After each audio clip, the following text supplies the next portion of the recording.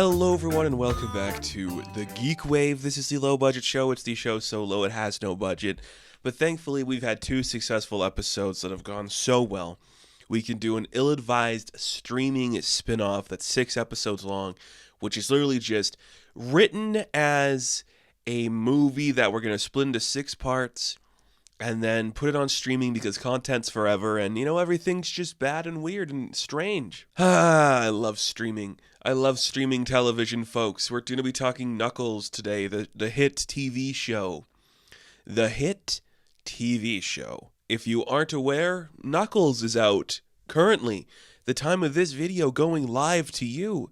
You can stream all 6 episodes of Knuckles, the hit TV show, based off the successful franchise Sonic the Hedgehog and Sonic the Hedgehog 2. Idris Elba returns as Knuckles, the Echidna. He is in Knuckles, the TV show on Paramount Plus.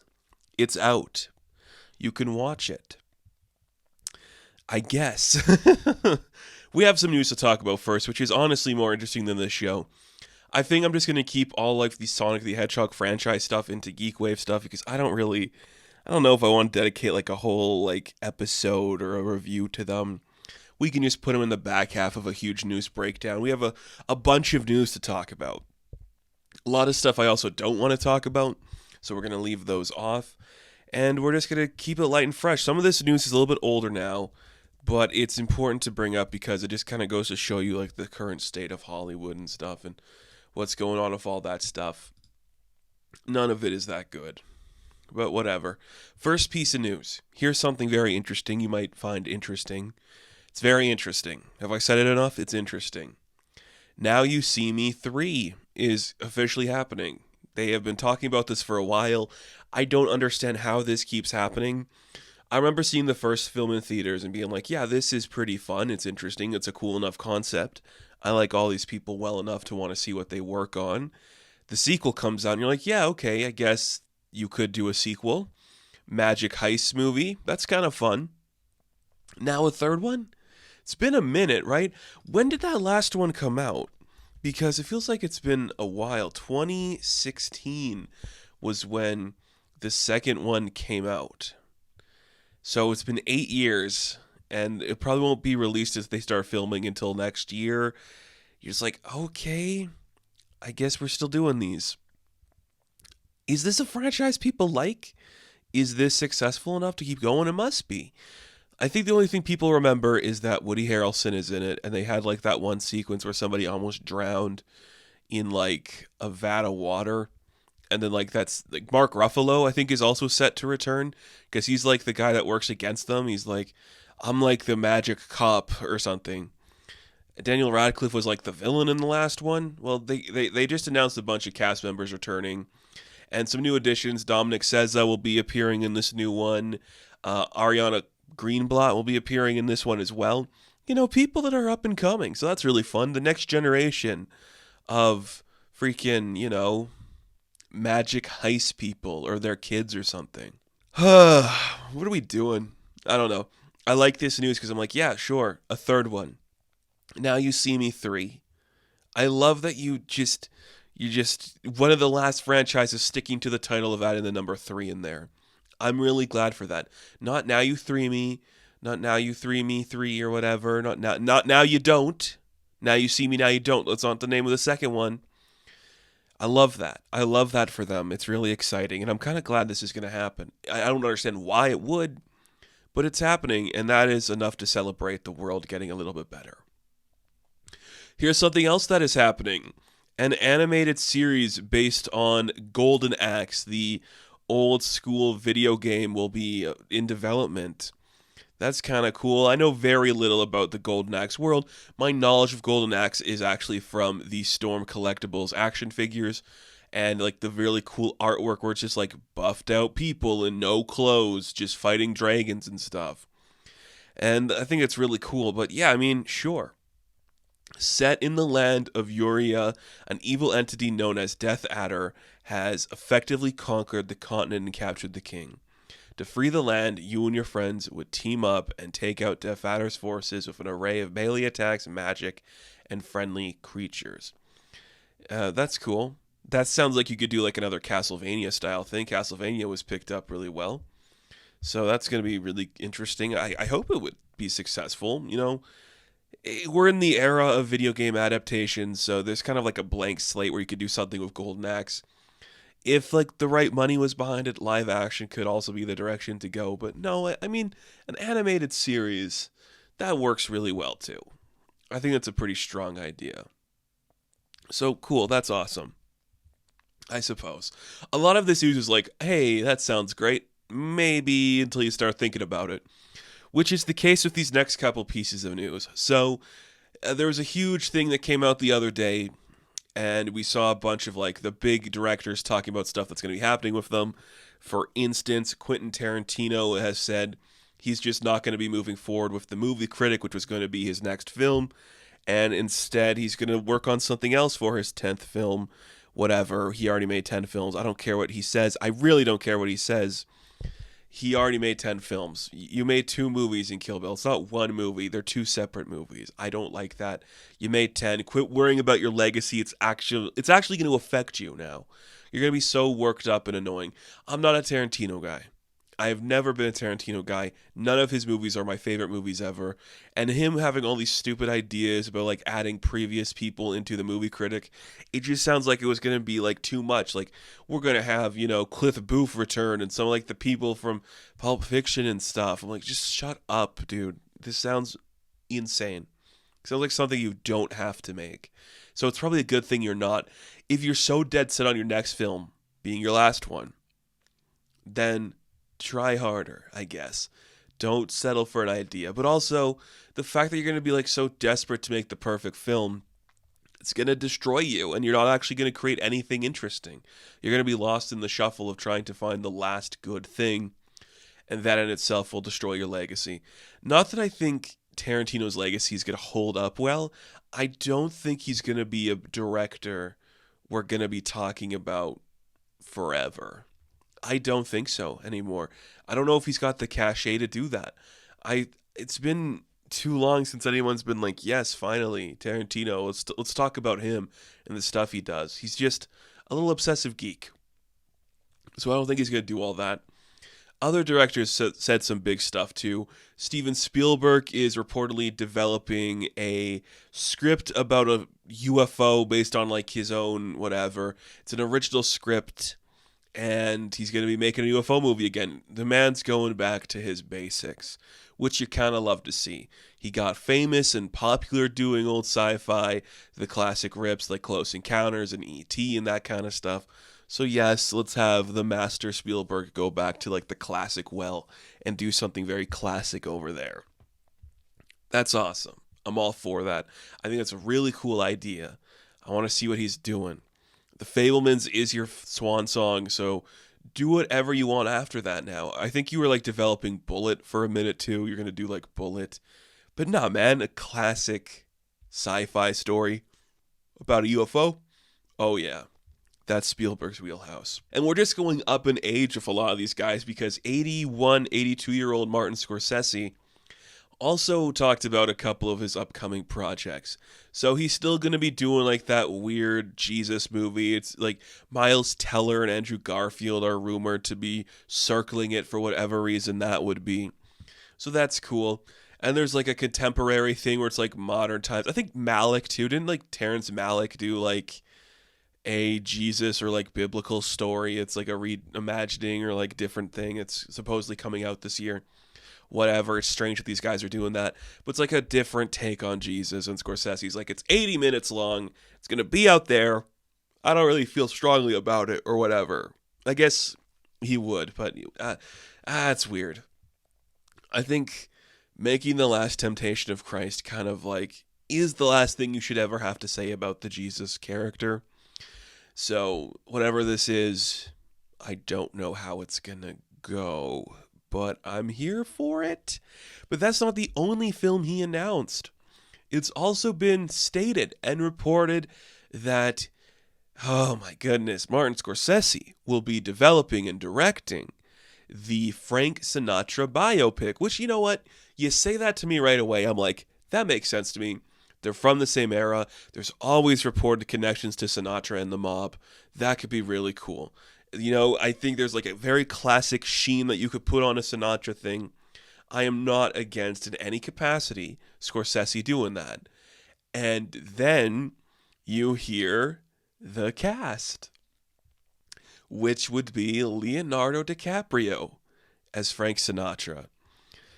Probably the least Sinatra guy you could get is DiCaprio. I don't know if he can even sing. And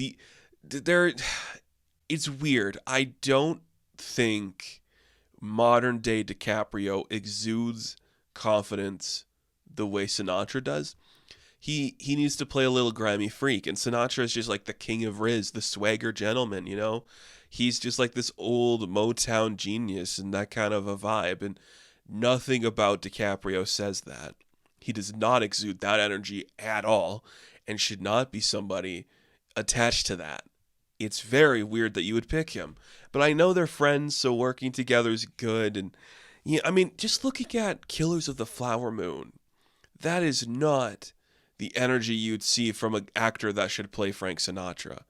Now, the time this video comes out, I will have done my review of Challengers, and we just had Mike Feist show up on that movie. And you see that guy, we know he can sing. He looks very handsome. Perhaps that should be the guy you get to play Sinatra. Or hell, what about Woody Allen's son, Ronan Farrow? I know Ronan's not an actor, but come on, man. You got Woody Allen's genes running through your veins. That's the most Sinatra you could look. So that's stupid. And then it gets even weirder for this movie because they're thinking Jennifer Lawrence for Ava Gardner. And I'm like, are you kidding me? No. Jennifer Lawrence, like, you are picking two people who have none of the energy that comes from them that you need for Sinatra or Gardner.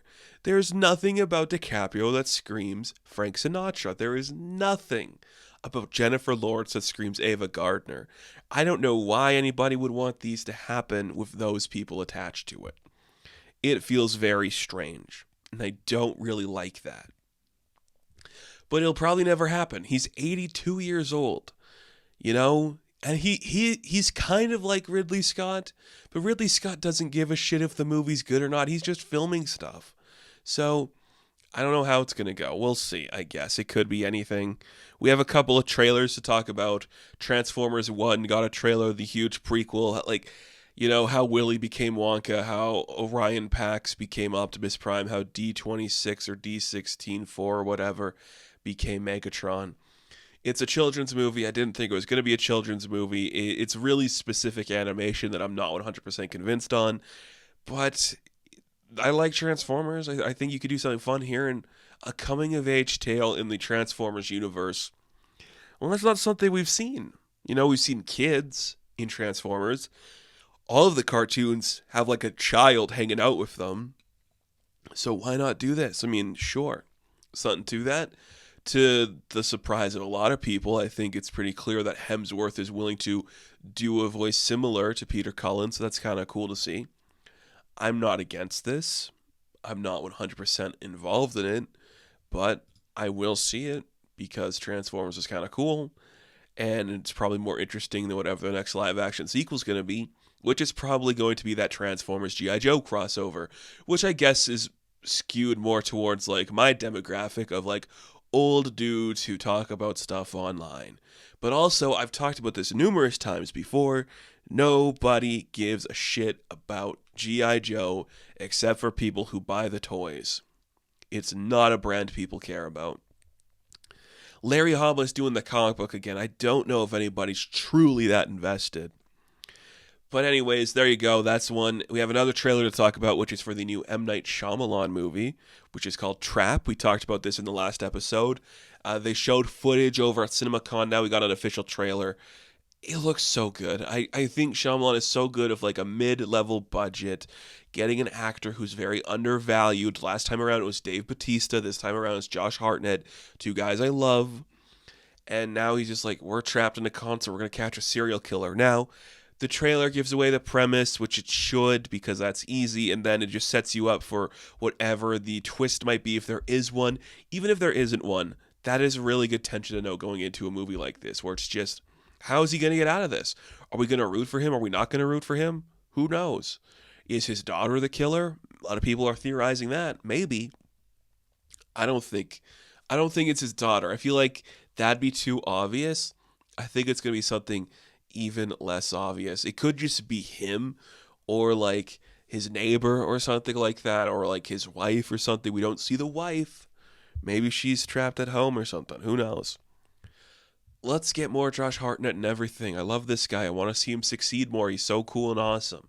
He's really fun and deserving of everything. Let him have it, please. This looks awesome. I can't wait for this. And speaking of things that are kind of awesome, I want to throw this in because it's definitely worth talking about. For All Mankind, which is a show on Apple TV, is getting ready for its 5th season. Season 5 of a streaming show. When was the last time that happened? I can't even remember. Like, they're going to do 5 seasons of this before Stranger Things gets 5th season. That's crazy. Like, I genuinely can't think of another show that made it to 5 seasons. Ted Lasso didn't make it to 5 seasons. Like, something straight to streaming. The Boys is going into season 4, and I can't even remember. It's crazy to think a show's getting 5 seasons. And it's getting a spin-off, which is about like a different, I think it's about like the Soviet race for space or something like that. Takes place in like this. I haven't caught up on For All Mankind. I probably should watch it because it sounds so freaking good. And I probably will watch it eventually. I keep saying that, but I will get to it. I'm just so happy that in this day and age, a show could get to 5 seasons and a spin-off, and we're pleasantly surprised by it. It's kind of exciting. It makes me happy. I'm glad this show is doing so well. I like that a lot. And we have one final piece of news to talk about. This one, it's kind of interesting if you know the director and you know the person involved. This is about Park Chan-wook. He currently has his Sympathizer show airing, which is kind of popular. I'm really liking it, actually. Like, 2 episodes are out by the time this is being recorded. I liked it. I'm having a lot of fun with it. Well, it sounds like Oldboy, which is like his master class in cinema from 20 years ago, maybe even more than 20 years ago. Well, they're looking to make an English version of it for television from Lionsgate. So Park Chan-wook is going to develop it. He's probably going to produce it in some capacity, maybe even direct it, because we see him directing some American stuff again with The Sympathizer. So it's kind of cool, but I'm just like, wow. So some of you might not remember this, and I'm just going to briefly talk about it. But Park Chan-wook, he worked on a couple things in America for a bit. He made one movie called Stoker, which was like a weird Dracula thing. Then he went back to Korea for a bit. He made some great stuff over there, like The Handmaiden and Decision to Leave. And now he's back in like his Hollywood era. He's working with Robert Downey Jr. on The Sympathizer, and it's just kind of interesting to think that he's back in Hollywood, and the first thing they want from him is an Oldboy remake for English language. It's a lot like Mark Ruffalo working on that Parasite TV series. You're just like taking these classic Korean directors and their projects and being like, can we make this for America so people get it? You're losing a lot of the translation when you do that. And Oldboy, while it could work in English, it's probably not gonna. But whatever, it's going to be for somebody, I guess. I don't know. It's very strange and weird, but whatever. It could be fine, or it could be bad. It's probably going to be bad, but who's to say? Well, that's going to do it. Let's take a quick break, and when we come back, let's talk about a streaming miniseries that I have said since, from episode 1, feels like a way to launder money.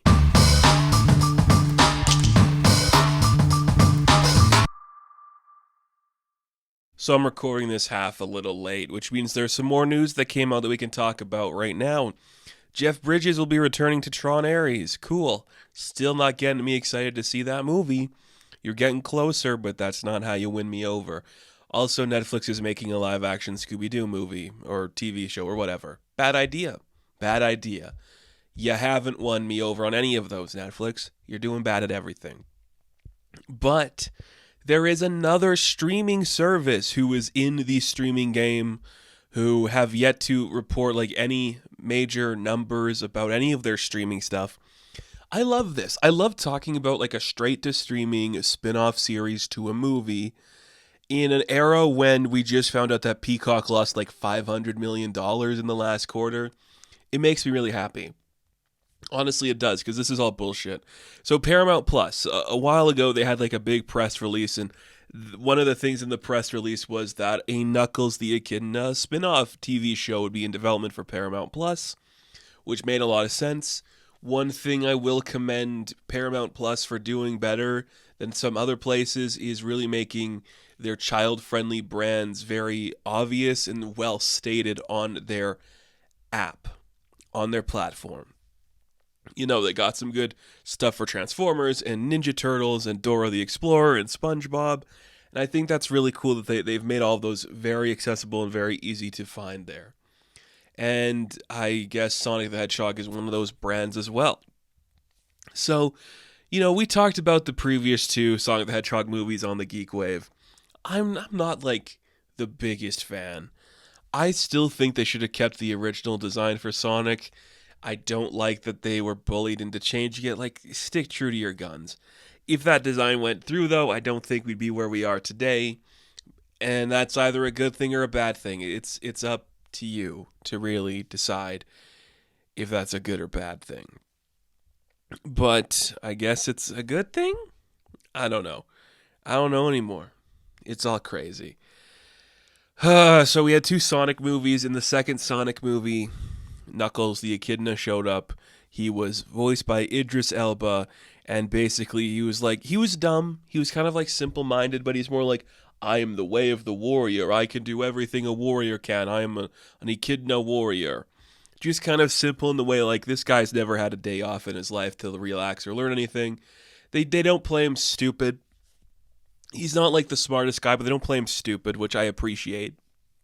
But I guess there was so much like success from the introduction of Knuckles that we could get a spin-off on Paramount, which is crazy. And literally, like, just the basic idea that our flagship movie from Paramount could get a streaming show spin-off, that is just from a different era of Hollywood. And by different era, I mean, like, that is such like a COVID era where we can just put stuff on streaming and no one's going to think about it again. It just screams of like, we want to make a Falcon and Winter Soldier type of story. And I'm like, I guess you do. And I guess Knuckles is a more interesting one to do than Tails, because you haven't introduced anybody else. Now we have rumors and set leaks, whatever you want to say, for like Sonic 3. We know Shadow will be in it. I think there's rumors that Amy is going to show up. And I could imagine that a Shadow movie will be in development after that. And I could imagine that's going to lead to like Rouge and Omega. And I could imagine that's going to lead to like SBO and Vector and Carmi and all that stuff. Maybe. I don't really know where we're going to go. But before any of that even happens, we have a Knuckles spinoff, which in classic spinoff fashion really doesn't do anything for anybody and isn't really anything. This show is so interesting to me solely because it's not a real idea. Does that make sense? This doesn't feel like there was like an earnest idea somebody had. It definitely feels like a show that exists because Paramount wanted a Sonic property on their streaming service, and they're like, well, what if we did a Knuckles show? Adam Pauly's a guy we could get for cheap. We can have the side character in the side character movie lead a TV show, which is crazy. It's crazy. It's utterly insane to take the supporting character's supporting character and make him the co-lead of this spinoff. That is a bold thing to do. Truly, unapologetically, that is a very bold thing to do. And then you see some of the cast that is going to be appearing in the Knuckles TV show. Christopher Lloyd will voice Pachacamac? I don't know. An elder of the, Sonic world, or the Echidna world. Rory McCain, he's going to be playing the Dr. Robotnik adjacent character. And Stockard Channing, you're like, Stockard Channing, why is she going to be in this? What? like I didn't know the cast too well before going into this one. And as soon as Stockard Channing showed up, I'm like, are you kidding me? Why is she doing this? Does she need money? There's no way that she needs money, right? And look, Cary Elwes, he'll do anything. The dude is in more stuff than anybody I've ever known. It's crazy. He plays Pistol Pete. He plays his... So Stockard Channing... Okay, Adam Pally leads this show. Wade Whipple, he is like the deputy sheriff of Green Hills. He is like James Marsden's sidekick in the first two movies. He is the lead in this. His parents are played by Cary Elwes and Stockard Channing. And I'm just like, this is a spin-off to a Sonic the Hedgehog movie. Like, why are these people in this? I mean, Christopher Lloyd's a guy that'll do anything. And Cary Elwes is a guy that'll do anything. But Stockard Channing? That's insane. Rory McCain? Could he not get any better work? I really like him. He should be like a heavy and a lot more stuff than just the bad guy in the Sonic spinoff. That is truly crazy and a weird place to put him. I don't really understand that. Very weird. It's very weird. I don't understand. Like, this show is so bizarre to me because it doesn't feel like a real show. It has like the hollowness of, we filmed everything without there being like a Knuckles on set. So it's just people blankly looking at a thing, but almost done more poorly. This looks like a really shoddy put together streaming show, which I guess makes sense because it's for kids. Now, I say it's for kids, but nothing about this show really seems to be aimed for children. Even the title and the opening credits, it's done over to The Warrior, that classic 80s song. No kids care about that. Like, we are seeing a generation of kids that don't care about 80s nostalgia. It's not affecting them. So when you're doing like the, classic 16-bit pixel, like here's the font and like the characters done in like that classic video game style, do these kids know that what that is or care about it? I really wonder. And even so, like that's fun as a little joke for like the title cards and all that stuff. It's fun and interesting. But then like the base premise of this show is just so haphazardly, and it's such a half-baked concept that none of it feels real. None of it feels like an idea. It is 6 episodes of this. Here's the basic premise for the show. Knuckles can't fit into normal living with Sonic and Tails, so he wants to find somebody. He gets a visit from like his Yoda, which is Christopher Lloyd's Pachacamac or whatever, who's like, you should go help Wade. Wade, played by Adam Pally, classic comedian, is struggling to be like perceived as cool. So Knuckles wants to help him find like his groove or whatever you want to say it is. What that means is they're going to go on a road trip to Reno, Nevada, where they're going to go to a bowling tournament. And in the bowling tournament, Wade's going to prove that he is great at bowling, and that's how he's going to get his confidence. Along the way, they are attacked by 2 agents called Mason and Willoughby, who are kind of incompetent and silly.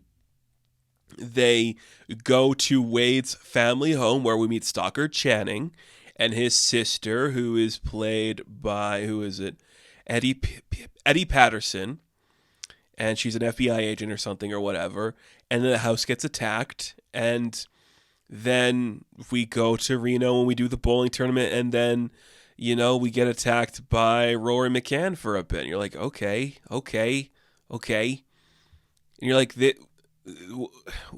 what is this? Why is the premise of the Knuckles spin-off show helping Wade get his groove back in bowling? It's very weird. Now, I know we can't get James Marsden for this show, and I know we probably didn't even ask him. But I'm just like, okay, Adam Pally, I guess he's a fun comedian. Can he sustain 6 episodes of a children's show? No. Because his humor, it's skewed more towards, like, The Boys, Not The Boys, the TV show, but, like, The Boys, where you're like, you're a bro, you're a buddy, you're a pal, you're an old chip off the block, One of those, not like children's humor. It's not like we're doing Ben Schwartz where he can do, like, a silly TikTok. This guy is for the boys. And that is not something that kids care about. So, it's so weird what we do. More than one occasion, we have to watch as Wade tries to prove that he's capable of fighting and being strong, and he's not, and that he's above it all. He's got a weird relationship with his dad because his dad is Pistol Pete, like the best bowler of all time or something. It's very weird. And then in like one of the episodes, I think it's like episode 4, like he gets kidnapped by a bounty hunter who is his best friend. And he has like a vision quest where he talks to Christopher Lloyd, and he gets like a rock opera sung to him about the origin of Knuckles. And then Michael Bolton shows up to sing that song too. And you're just like, what is happening? What is happening in this show? That's not a joke for children. Children don't know who Michael Bolton is. Is your target audience like aware of this? Is your target audience for like this era of Sonic older?